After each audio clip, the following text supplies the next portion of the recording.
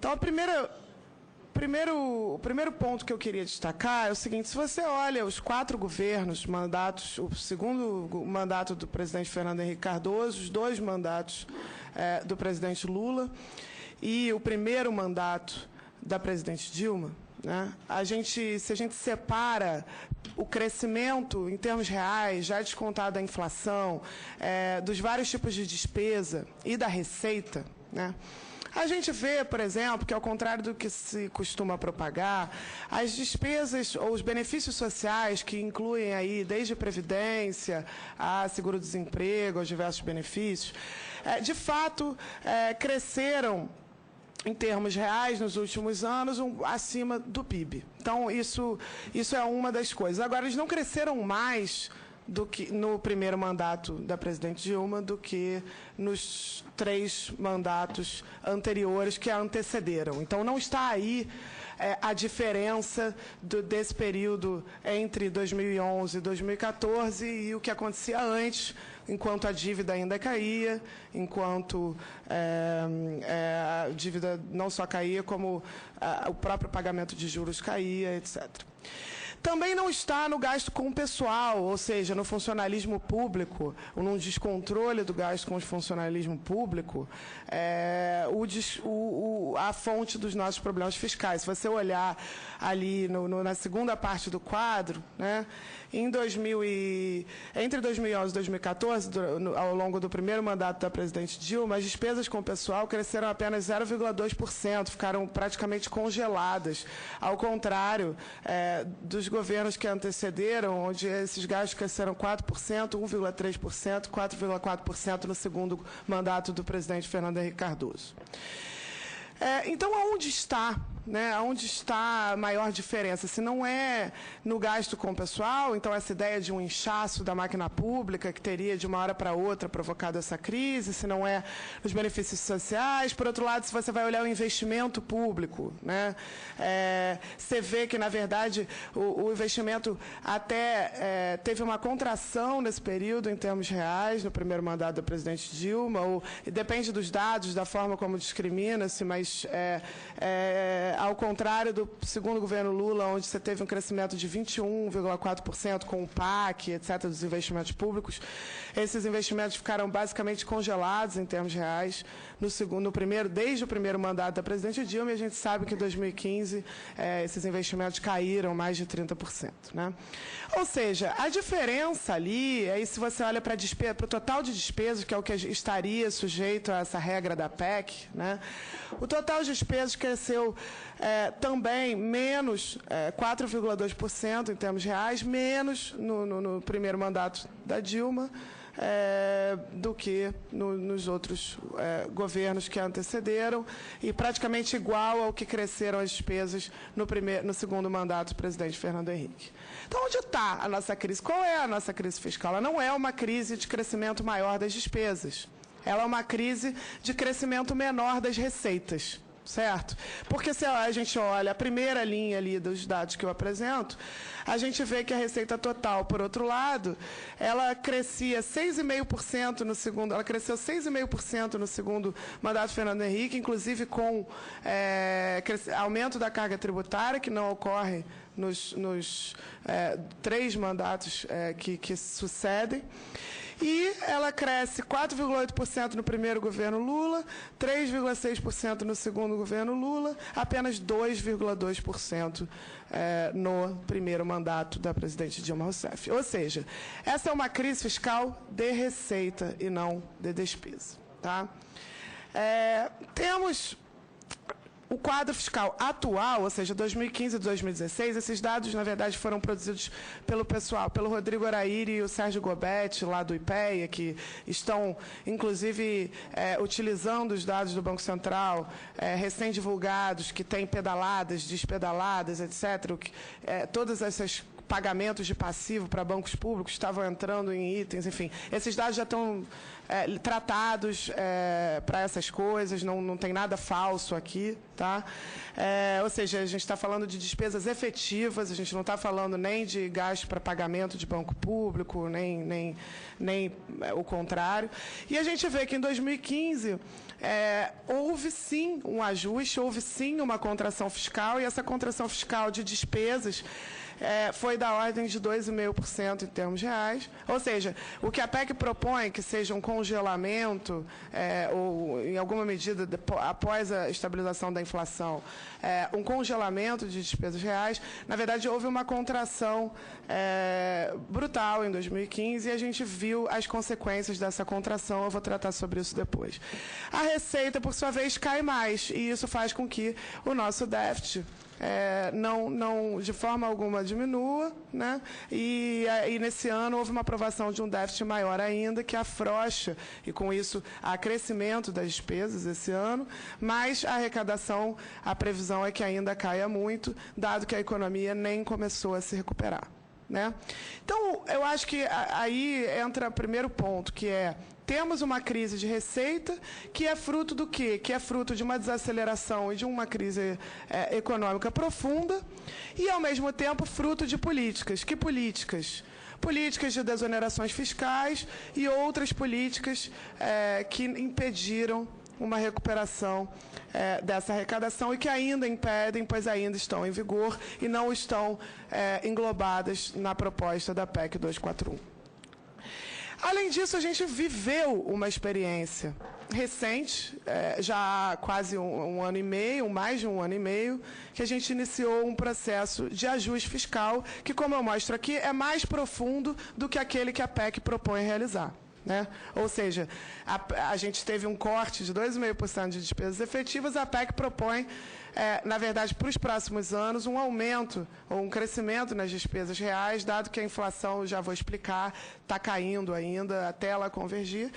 E esse crescimento menor de despesas não foi capaz de fazer aquilo que os defensores da PEC 241 estão dizendo que a PEC fará, ou seja, reduzir a taxa de juros, controlar a dívida pública, reduzir o déficit fiscal, provocar a retomada da confiança e provocar a retomada do crescimento econômico. Nada disso ocorreu com um ajuste fiscal muito mais brutal do que aquilo que a PEC se propõe a realizar, né? Eu não quero entrar num tom muito técnico aqui. Agora, eu acho importante a gente olhar o que provoca o aumento da dívida, como é que se dá a composição daqueles elementos que estão provocando um aumento da dívida. Se você olhar para a dívida, aí a linha mais escura, que é a dívida líquida, que é aquela dívida que já desconta os ativos do governo, ou seja, se o governo tem reservas internacionais, isso é um ativo do governo. Em teoria, ele poderia usar essas reservas internacionais para fazer pagamentos, ou seja, o critério para a solvência, para a capacidade do governo se financiar, em geral, é a dívida líquida, dado que ativos do governo têm que ser abatidos do conceito de dívida bruta. Mas já que recentemente, por conta desse aumento da dívida bruta recente, e aí com várias explicações, houve uma mudança, um deslocamento do debate para olhar apenas para a dívida bruta, vamos olhar para o que provocou esse aumento recente, que a gente tem que olhar que ele é muito recente mesmo, entre 2014 e 2015, da dívida bruta, tá? E aí eu estou separando nesses componentes aqui. O vermelhinho são os juros, ou seja, o pagamento nominal de juros. Isso aí é a variação a cada ano dessa dívida bruta em relação enfim, em termos nominais, cada um dos componentes. Você vê que emissões líquidas, que é o azulzinho, que é de fato o que é nova dívida, né? É muito menor do que aquilo que é pagamento de juros sobre a dívida anterior. E aí eu quero daqui a pouco colocar por que a PEC em nada soluciona esse problema, que é o problema do pagamento de juros. Então, dentro desse pagamento de juros, aí decompondo aquela parte vermelhinha, tá? Eu acho que tem uma coisa que pouca gente fala, que é o seguinte: o Brasil, ele é uma jabuticaba, ou ele tem uma jabuticaba, que é o seguinte: a gente tem um Banco Central, a gente tem dentro os títulos da dívida pública, títulos que são indexados à própria taxa Selic, ou seja, aquela taxa que o Banco Central determina, ela é utilizada como indexador para boa parte da dívida pública brasileira, o que significa que o Banco Central, ao elevar os juros, imediatamente provoca um efeito já direto, sem contar o efeito via outros mercados, mas um efeito direto de encarecer o pagamento de juros sobre boa parte da dívida. E aí essa parte, essa laranjinha mais escura aqui, que é a Selic, é basicamente 30%, ou acho que algo como 30% ainda, dos pagamentos de juros vêm desses títulos. Ou seja, toda vez que o Banco Central decide não reduzir a taxa de juros, apesar da inflação que já está caindo, o Banco Central provoca um custo, esse custo é direto, ele eleva o pagamento de juros e, como eu vou argumentar, ele é mais importante do que o custo que tem a ver com, de fato, um aumento de despesas, tá? Dado que o pagamento de juros representa uma parte muito maior do nosso déficit nominal. Então, dado esse diagnóstico, eu queria ir aos poucos nos argumentos que estão sendo utilizados pelo governo, e realmente é uma pena que a gente não possa debater, porque eu realmente gostaria muito de escutar as explicações detalhadas dos gráficos e dos números que têm sido veiculados nas propagandas dos veículos publicitários pelo governo, que buscam fundamentar a aprovação dessa PEC. Mas, enfim, acho que a gente pode ter alguma discussão de qualquer maneira e cobrar que essas informações sejam abertas e transparentes, porque até agora é um debate que tem estado travado, não só para a sociedade que tem dificuldade de entendê-lo, mas também mesmo para nós, dado que há revisões permanentes dessa PEC e a gente vai descobrindo aos poucos, né? Mas quais são os problemas que a PEC argumenta que poderia resolver? E aí eu vou um a um, porque eu acho que nenhum deles será resolvido com a medida. Depois eu vou passar para um outro slide, que é quais são os riscos e prejuízos à sociedade que a PEC pode causar. Então, primeiro, a PEC estabiliza a dívida pública, ela reduz déficits e estabiliza a dívida pública. E aí eu acho que ficou claro no diagnóstico que eu acabei de apresentar que há inúmeros fatores por trás desse aumento recente da dívida pública que a PEC e o governo não controlam, né? Que fatores o governo não controla? O governo não controla o PIB, apesar de poder afetá-lo, se tivesse interessado em afetá-lo.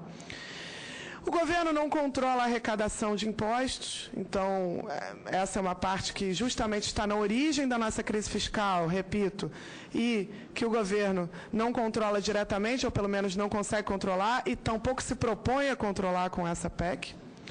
O governo não controla, ou pelo menos o Ministério da Fazenda e do Planejamento não controlam o pagamento de juros.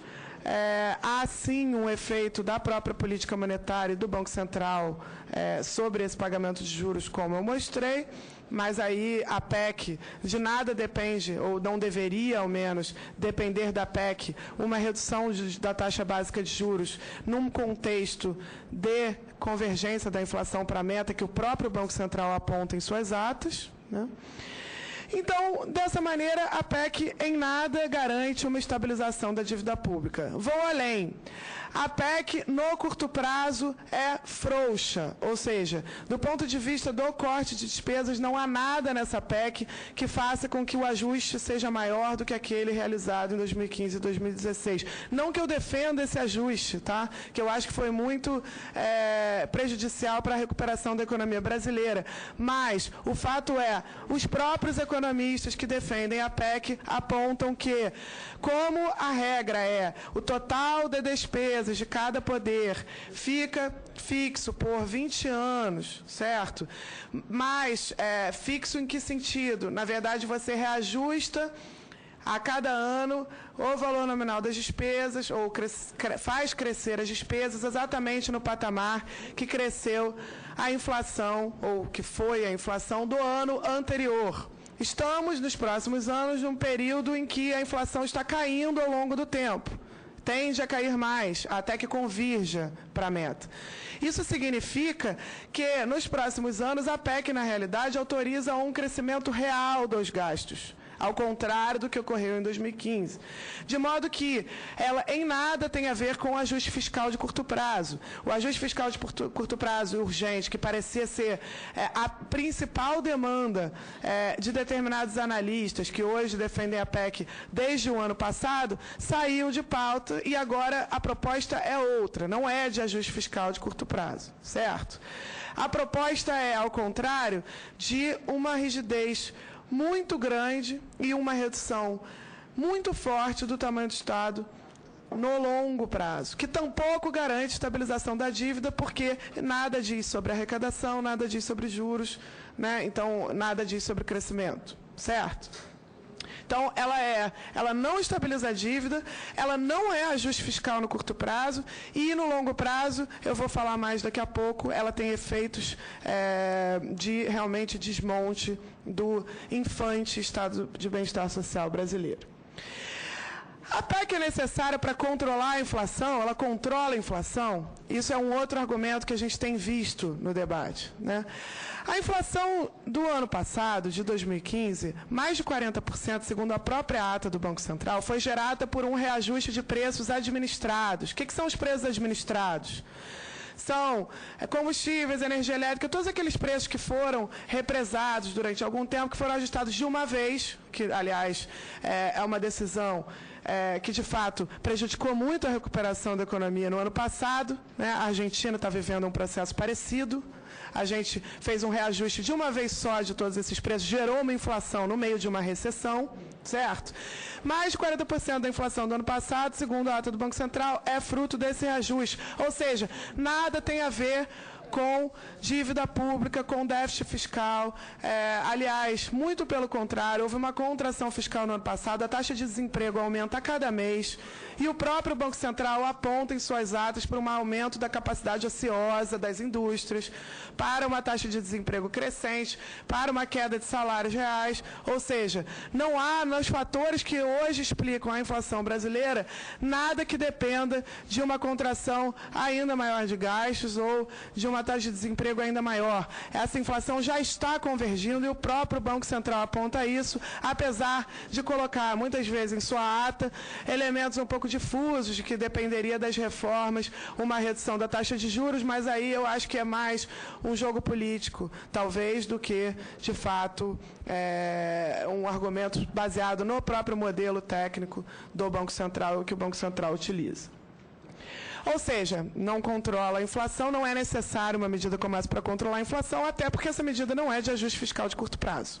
Nem num modelo teórico em que a inflação fosse explicada pelo déficit fiscal, que não essa inflação estaria controlada por essa medida, porque não é uma medida de ajuste fiscal no curto prazo. Essa PEC 241 é necessária para a queda de juros, então o governo tem apresentado um gráfico, inclusive, que ele mostra assim, olha, o pagamento de juros com a PEC 241, ele se reduz em tanto, né? Gostaria muito de saber quais são os pressupostos utilizados nesse gráfico, porque não há nenhuma evidência empírica de efeito nem do patamar da dívida pública, que, aliás, a PEC não controla, sobre essa taxa de juros, tá? A taxa de juros, como eu mostrei logo antes, no Brasil, ela tem um efeito, a taxa básica de juros do Banco Central ela tem um efeito direto sobre a dinâmica da dívida pública, porque a gente tem esses títulos chamados LFT, que são indexados à taxa Selic, tá? E para reduzir esse pagamento de juros, uma das pré-condições é que o Banco Central comece a reduzir a taxa Selic, ao invés de continuar aumentando a taxa Selic em termos reais a cada reunião, mesmo sem justificativas na sua própria ata para isso. Tá? É onde ele aponta que, ou a diretoria, o Copom aponta que há uma convergência já em curso para a meta, dado o efeito que já passou dos reajustes de preços administrados que explicaram a aceleração da inflação no ano passado. A PEC 241 gera a retomada da confiança e do crescimento econômico, né? Esse é um outro discurso que vem aparecendo. Eu acho que tem um dado que eu não trouxe aqui, mas que é muito relevante, que está nos jornais de uma forma não muito clara, que surpreende muito, que talvez ajude a explicar esse tipo de mito, tá?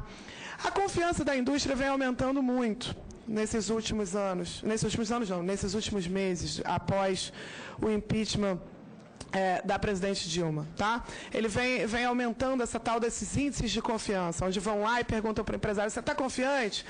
De uma hora para outra, esses índices começaram a aumentar.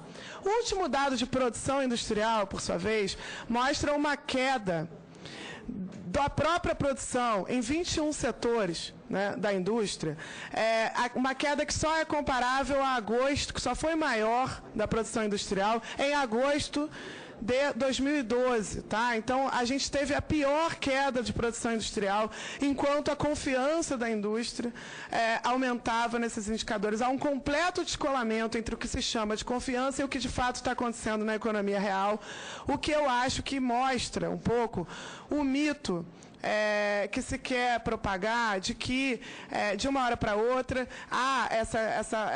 o que o Paul Krugman lá nos Estados Unidos chama de essa fada da confiança, que fica olhando e fala: aprovou a PEC 241, está se comportando direitinho, né?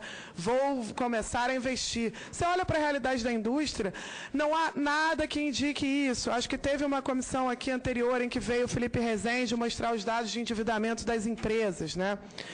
As empresas estão muito endividadas no Brasil, não conseguem realizar seus compromissos financeiros, a rentabilidade está caindo, né? Há uma enorme dificuldade até para pagamento de dívida em dólar, porque houve uma desvalorização do dólar no ano passado, que ainda prejudica.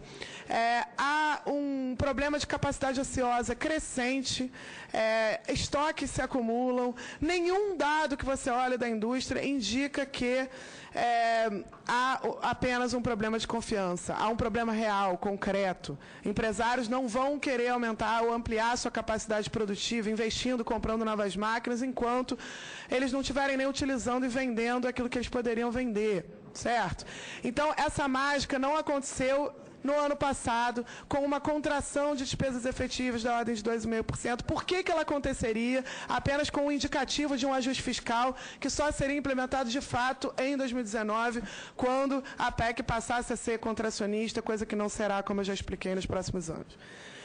Assim, não há modelo teórico, não há arcabouço teórico, nem nos modelos macroeconômicos mais convencionais, nem nos menos convencionais. Não há nada que justifique essa perspectiva tão favorável, que, infelizmente, está completamente fora do mapa no momento, enquanto não forem resolvidos os problemas de crescimento, ou se houver uma agenda de crescimento.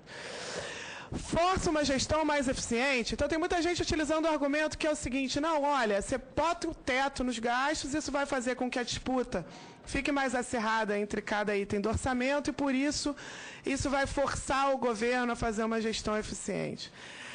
Eu acho que não há evidência, inclusive, eu acho que a gente também pode olhar para o ano passado. Esses conflitos estavam muito acirrados, houve um corte de despesas reais, a gente teve ajustes fiscais, experiências de ajustes fiscais muito mais brutais do que o que a PEC propõe em vários momentos no passado, inclusive em 2011, aliás, quando houve, pouca gente fala, né, um ajuste fiscal que aumentou o superávit primário em 1% do PIB.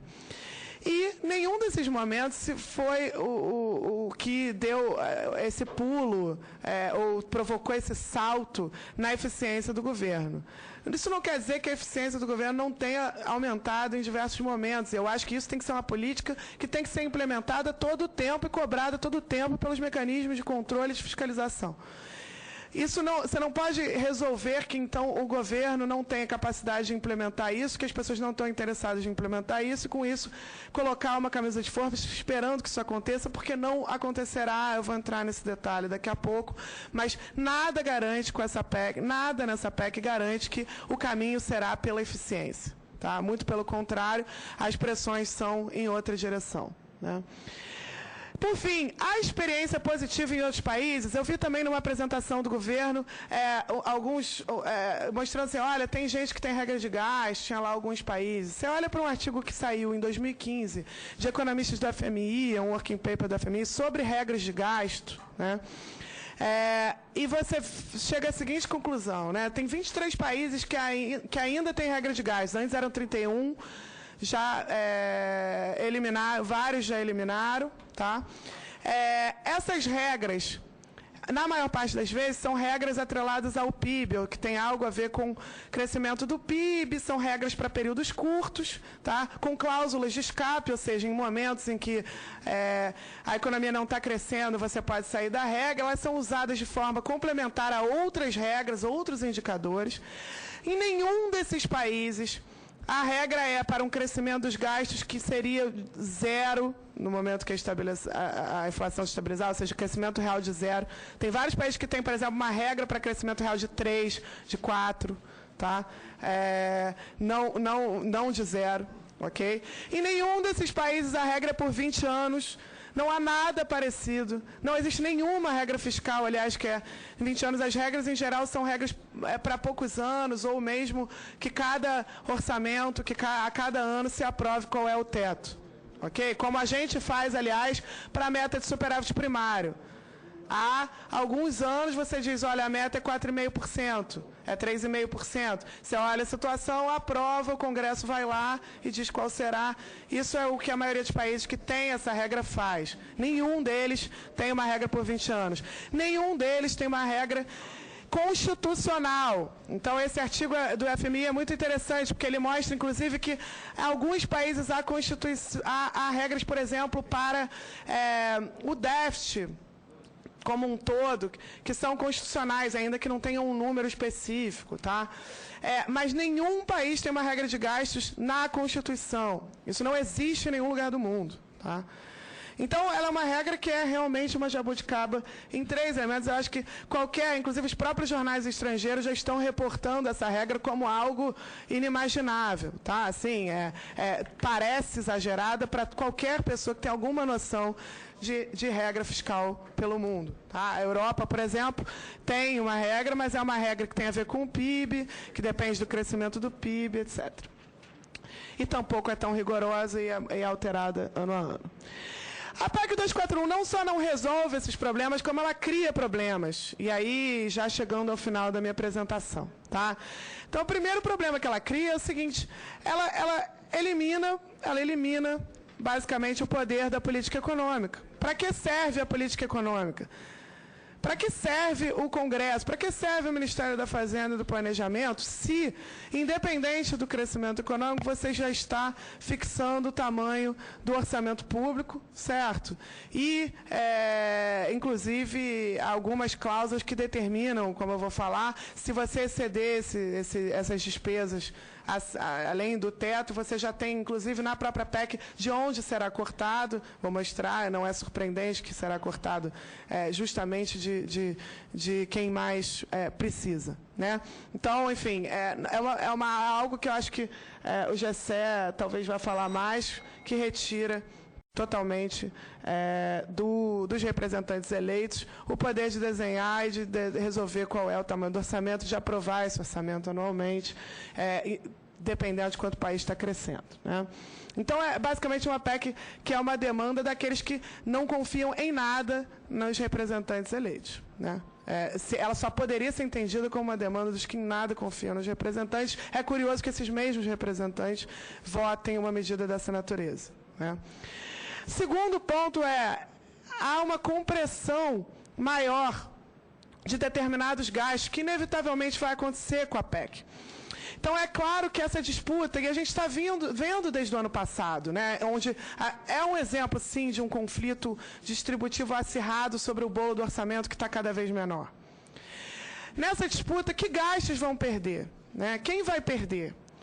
E eu acho que, claro, como sempre, os investimentos públicos perderão, porque são a variável de ajuste primeira, né? E aí a experiência internacional com todo tipo de regra de gasto, nesse paper do FMI, isso é apresentado, mostra justamente isso, que os investimentos públicos tendem a cair, principalmente em países emergentes, com a implementação desse tipo de regra. Então, esquece esse motor do crescimento, que já vinha sendo um pouco abandonado, que agora, então, a gente pode realmente esquecer. Tá? Aí você pode dizer, não, mas vai ter as concessões. Falta combinar com os russos, né? Porque não tem muita gente querendo investir no Brasil nesse momento.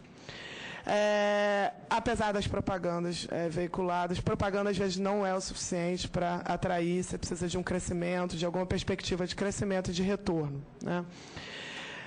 Há uma perspectiva, como eu já disse, de um prolongamento dessa crise econômica, porque os investimentos vão estar, mais uma vez, paralisados, vão ser os principais perdedores, não há outro motor, a economia mundial ainda patina, fala-se lá fora em estagnação secular, em crescimento baixo nesses países por muito tempo. Certo? Não há nada lá fora que vai resolver nossos problemas. Aqui dentro há uma massa de desempregados que não quer ou não tem interesse em consumir e temos uma falta total de incentivos para o investidor privado produzir pelos motivos que eu já falei, a capacidade ociosa, etc. Então, sem os investimentos públicos como motor, essa retomada, de fato, não ocorrerá. A gente vai continuar vendo exatamente aquilo que a gente viu, com alguns bodes a menos na sala, porque é claro que o ano passado houve também uma crise política, um travamento da própria política econômica e da sua capacidade.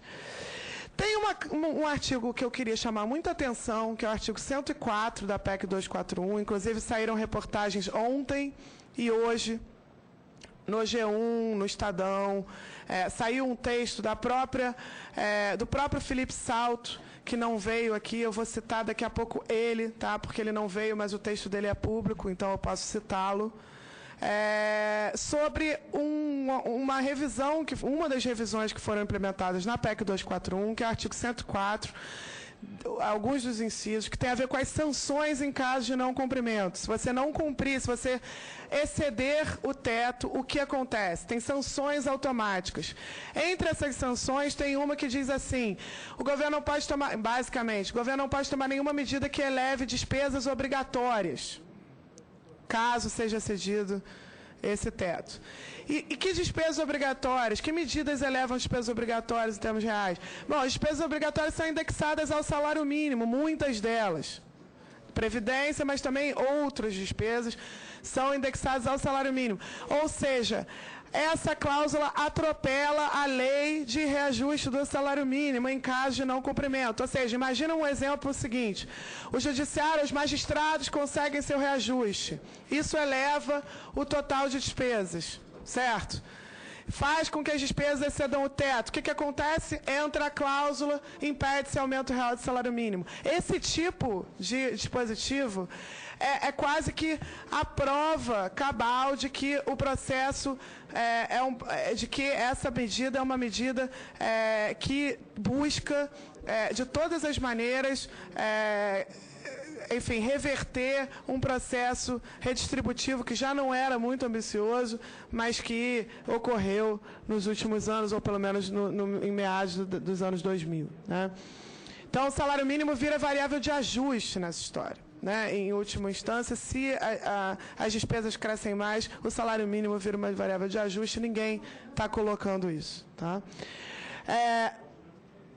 Perpetua conflitos. Então, você imagina o seguinte, a economia volta a crescer, por algum milagre, fica tudo bem, acontece aquilo que o governo está prevendo, ou seja, volta esse crescimento, apesar de eu não enxergá-lo, torço por ele. Né? Daqui a 5 anos estamos crescendo a 3%, a arrecadação está bem, volta a subir, mas a gente vai continuar tendo na sociedade exatamente esse mesmo conflito distributivo que a gente vem assistindo desde o ano passado, em que não são os mais vulneráveis que ganham. Não é o investimento público que ganha. Né? A gente vai continuar acirrando esses conflitos de forma desnecessária, porque esses benefícios poderiam levar a ganhos para o conjunto da população e a regra simplesmente impede isso, apesar de deixarem livres o pagamento de juros, porque o teto não se aplica a pagamento de juros. Né? Então, para pagamento de juros não há nenhum problema, mas para as pessoas vai haver muitos. Né? Estimula manobras fiscais. Então, olha só, tem uma nota do FMI que diz assim, quanto mais regras, quanto mais rígidas as regras, tá? Uma nota do FMI que sai em 2012, quanto mais rígidas as regras fiscais, uma regra constitucional, é o mais rígido que você poderia pensar, por 20 anos, crescimento zero das despesas, é o mais rígido. Quanto mais rígido, mais manobras são feitas para tentar ocultar do déficit fiscal. Eu acho que depois de uma discussão do último ano inteiro sobre manobras fiscais, sobre transparência, etc., você implementar algo que vai justamente caminhar na direção de um aumento das manobras, porque não há dúvidas de que a contabilidade criativa, como em todos os países foi, essa nota do FMI mostra vários exemplos, quando você implementa regras muito rígidas, a contabilidade criativa corre solta. Tá? Então, prejudica, inclusive, a transparência. Tá? E, por fim, o desmonte do Estado de bem-estar social brasileiro, sem uma discussão com a sociedade, pode levar a um caos ou a instabilidade política ainda maior do que aquela que a gente está vivendo. Certo? Como é que você implementa uma coisa que é por 20 anos, né, que provocará, inevitavelmente, uma compressão de gastos em várias áreas, como saúde, como educação, e aí, per capita, né? O governo apresenta gastos com educação em proporção do PIB para dizer que não, o Brasil está bem. Mas você tem que apresentar por aluno, per capita. Eu quero a comparação correta, ela não é em proporção do PIB, ela é em proporção à população. O gasto é por aluno, né, que interessa. Claro que pode ter ganho de eficiência sem aumento de gasto, mas não é verdade o que está se propagando também, que não houve nenhum, que com o aumento de gasto com educação não houve nenhum aumento. As notas do IDEB mostram que houve sim uma melhora na educação básica no país. Tá? É um desmonte no seguinte sentido, né? Então, você imagina, a população vai continuar crescendo, apesar dela estar crescendo mais devagar, né? Ela vai continuar crescendo ao longo dos próximos 20 anos, porque ao mesmo tempo que você tem uma queda na natalidade, você tem um aumento da expectativa de vida. Essa população cresce, os gastos ficam parados. Imagina um momento já em que a inflação se estabilizou e esses gastos ficam parados em termos reais. Ou seja, o gasto per capita com educação no Brasil vai cair ao longo do tempo. Os gastos em proporção do PIB do Brasil, e a mesma coisa com a saúde, né? Os gastos em proporção do PIB do Brasil, segundo as simulações, se a gente crescer devagar como crescemos entre 80 e 90, vão passar de 40% do PIB para 23% do PIB. O que é isso? É mais ou menos o que vigora em países como Burkina Faso, Guiné Equatorial, países que não têm condições ainda de prover um estado de bem-estar social, nem esse estado deficiente que a gente tem, que vem oriundo do Pacto de 88. Tá? Então, realmente, a gente está caminhando. Isso, se a gente crescer mais, a queda é maior ainda. A gente iria para 19% do PIB. E per capita, algo que é ainda mais avassalador. Tá? Ou seja, a gente estaria caminhando nos próximos 20 anos para uma outra sociedade que não é aquela escolhida não só em 88, mas também nas últimas eleições e nas próprias manifestações pró-impeachment. Há um levantamento realizado por pesquisadores da USP nas manifestações pró-impeachment na Paulista, desde março do ano passado, que apontam que 92% das pessoas que estavam nessas manifestações são a favor de um sistema de saúde e de educação público gratuito e universal. Ou seja, não há nada que seja de manifestação recente da sociedade brasileira que vá na direção de simplesmente desmontar esse sistema e, como falei, sem mostrar as outras coisas. Eu quero só citar o Felipe Salto, que não veio. Tá? Saiu um texto do Felipe Salto com a Mônica De Bolle ontem, chama PEC do Teto não é uma Brastemp. Como às vezes se costuma taxar economistas, não, deve ter economistas que são irresponsáveis mesmo, etc. Eu certamente não tenho nenhum sadismo, não gosto de déficit fiscal, não gosto de inflação, não gosto de endividamento crescente, não gosto de baixo crescimento, então acho que isso não é o que diverge, o que causa divergência entre os economistas. Mas, de qualquer maneira, como as pessoas costumam atribuir isso, acho importante usar argumentos, inclusive daqueles que são a favor, ou foram a favor do ajuste fiscal do ano passado, contra essa PEC. Né? Então, isso são dois economistas que apoiaram todo o ajuste fiscal, deveria ser o mais rápido, etc, etc. E aqui são algumas citações do texto deles que saiu ontem. Está no blog do Felipe Salto, que não pôde comparecer. A regra continua a valer por 20 anos, o que não ocorre em nenhum lugar do mundo. Na maior parte dos países, há combinações de regras diferentes, por períodos menores, podendo haver revisões de tempos em tempos. A PEC está desbalanceada, tem efeito nulo no curto prazo, depois ele fala que ela é excessivamente rígida no longo prazo. Se o país voltar a crescer, nada mais justo e desejável que a sociedade se beneficie disso. A PEC impede, né? Ela perpetua os conflitos que a gente está tendo hoje no momento de recessão para momentos de expansão. Essa lei do reajuste do salário mínimo, aí ele também notou a cláusula da 104 que foi revisada, será atropelada por esse novo regramento. Tá? Então, será uma variável de ajuste. A verdade é que não se faz política econômica no tapetão, eles concluem. Certo? Não adianta você querer fazer uma lei, baixar um decreto, né, e supor que aí, a partir daí está tudo resolvido, que a política econômica, na verdade, continua dependendo da vontade, das prioridades, né, de cada governo, de cada representante eleito. De modo que você pode tentar no tapetão resolver um problema, mas isso não vai resolver se não houver vontade de ser mais eficiente, mais transparente, mais estratégico, mais realista. Certo?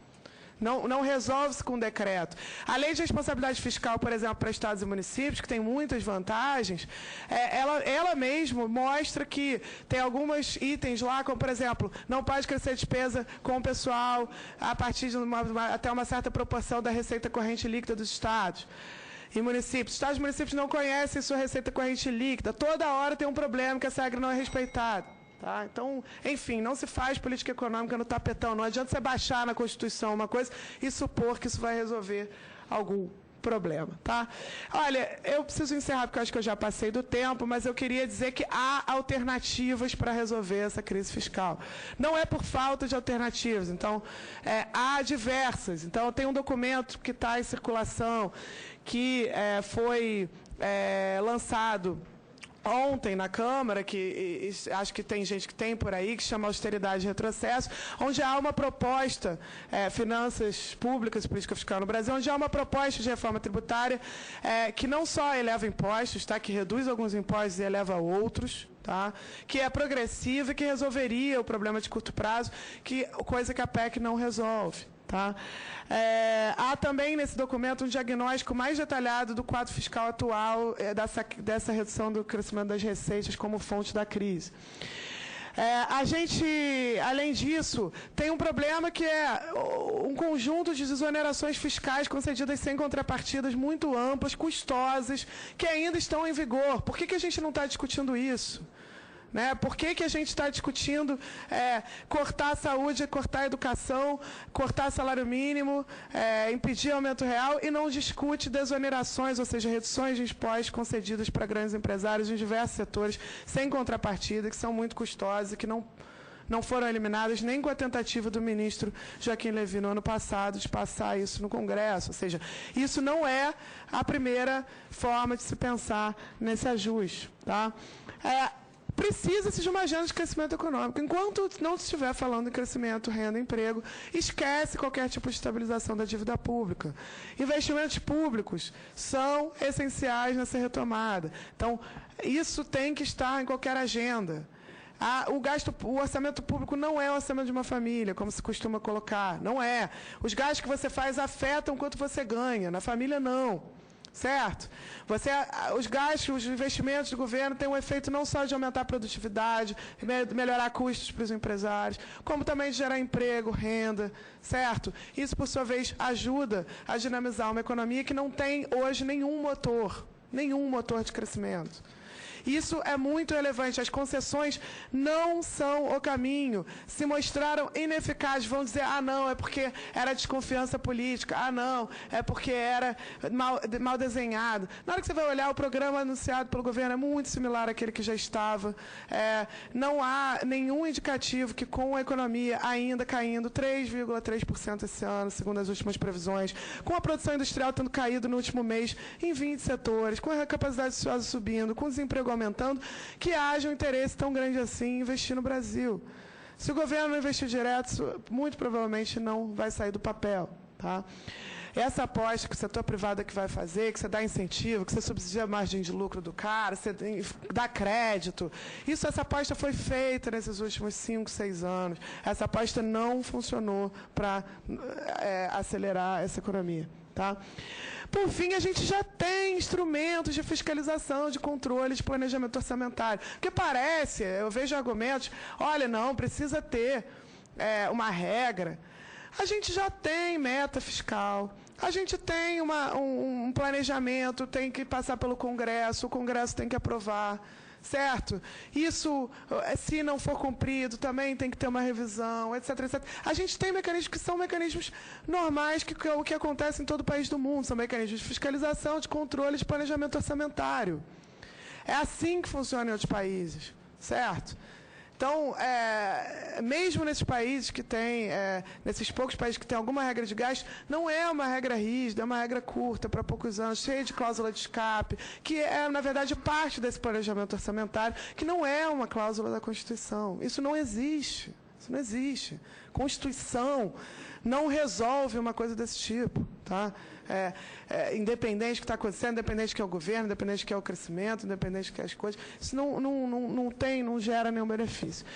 Então, por fim, eu acho que ninguém aqui discorda que eficiência de gastos públicos, transparência de gastos públicos, realismo nos gastos públicos, estratégia nos gastos públicos, isso tudo é interesse, não há divergência de que todos queremos isso. Né? A questão é, essa PEC faz isso ou essa PEC ela simplesmente vai fazer com que você coloque uma camisa de força em que aqueles que têm mais condições, são mais organizados, têm poder econômico, político mais forte, consigam ficar com a maior parte e os demais sejam a tal da variável de ajuste. Então é isso. Obrigado, gente.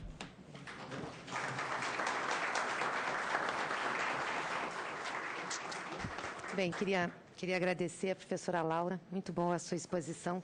Só para corroborar, você falou que em 2011 nós tivemos um corte acentuado no orçamento. Tivemos em 2011, em 2012 e 2013. Todos esses anos foram feitos superávites primário e não tivemos déficit. Começamos a ter déficit a partir de 2014.